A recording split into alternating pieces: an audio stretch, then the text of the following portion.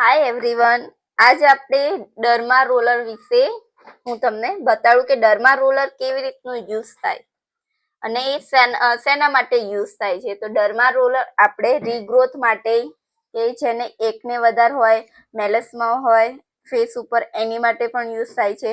વધારે પડતું આપણે આજ હેર માટે યુઝ કરીએ છીએ કે હેરમાં આપણે રીગ્રોથ કરવો હોય.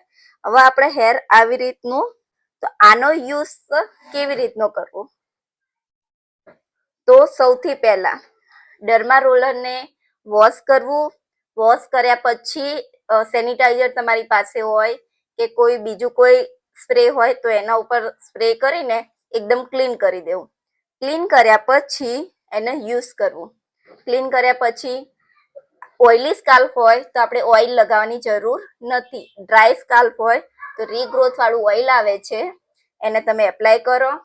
એપ્લાય કરી ફૂલ હેરમાં એપ્લાય કર્યા પછી ડર્મા રોલરને 1 2 3 4 1 2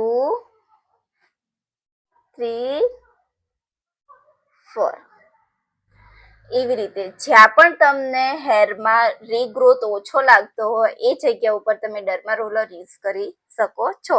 આને યુઝ કર્યા પછી કોઈ પણ તમારી પાસે સીરમ હોય રીગ્રોથનું, સીરમ લઈને